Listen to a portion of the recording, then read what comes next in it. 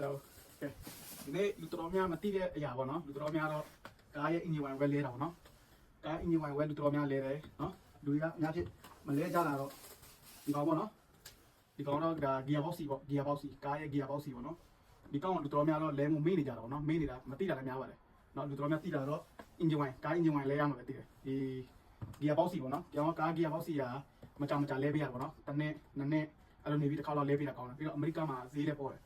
ဈေးပေါ်တော့တပူးမှ15ကျပ်ပဲကောင်းကားတစ်စီးကိုအများဆုံးထည့်ရရင်4ဘူးပေါ့4ဘူးပဲထည့်ရတယ်နှစ်နှစ်လောက်နေပြီးတစ်ခေါက်ထည့်လဲဘယ်လိုခေါ်မလဲမရှုံးဘူးပေါ့နော်ကိုကား engine gear DC ကဘာကြောင့်ထည့်လဲဆိုတော့ DC ကကား gear ထည့်ပြီဆိုရင်ကား gear ပေါ့နော်ကားရဲ့ gear ကိုသူကကား gear ရဲ့ C ပေါ့ဒီကောင်ကတော့ကားရဲ့ engine ပေါ့ engine ကိုထိန်းတာပေါ့ဒီကောင်က gear ကိုထိန်းတာနော်တော့ gear box ကိုလည်းအများအားစစ်ပေးမှုလို့တယ် gear box ကမဲနေပြီးညစ်ပတ်နေပြီးဆိုရင်တော့လဲပေးရတော့နော်ကို gear ထွင်းမာနေပြီးကြက်နေပြီး gear ထည့်ကနေကြက်တယ်မာတယ်စောက်တယ်ဆိုရင် gear box ကိုလဲပေးနော် gear box စီရလည်းအရင်ကြီးကြည့်တယ်ကားအမေရိကန်မှာကားတွေက gear box တစ်လုံးကတိတော့ဈေးဘယ်လောက်များလဲဆိုတော့နော်အားလုံးက1000ပေါ်ကြီးပဲ2000ပေါ်ကြီးပဲ gear box တွေနော်အဲ့တော့ဟောင်းမရပဲတင်မရအောင်နော်အဲ့တော့ gear box ကိုလဲပေးဖို့အကြံပေးတာပေါ့နော်ကဲကျွန်တော်တို့လိုက်ကြည့်ရမယ် gear box ကို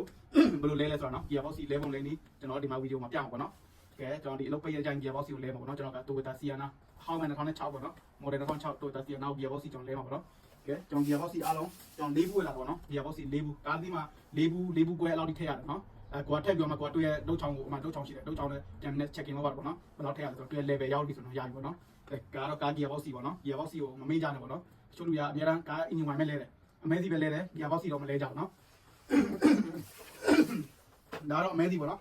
ဒါအမဲစီဒါတော့သူ့ filter ပေါ့တည့်တဲ့အတိုင်းပဲနော်အမဲစီလဲပြီးဆိုရင်တော့ကား engine wire လဲရင်တော့ဒါပုံမှန်တော့လဲရမယ်နော်တစ်လုံးက6ချက်တော့မရှိသေးပါဘူးနော်ဒါတော့ဒီ C ရဲ့အညစ်အကြေးစစ်တာပေါ့နော်ဒီကောင်ကအဲဒီက6ချက်တော့မရှိဘူးဒါတော့အားလုံး3နဲ့ကြော်လောက်ပဲကြာတယ်ဒီကခုလုံးနော်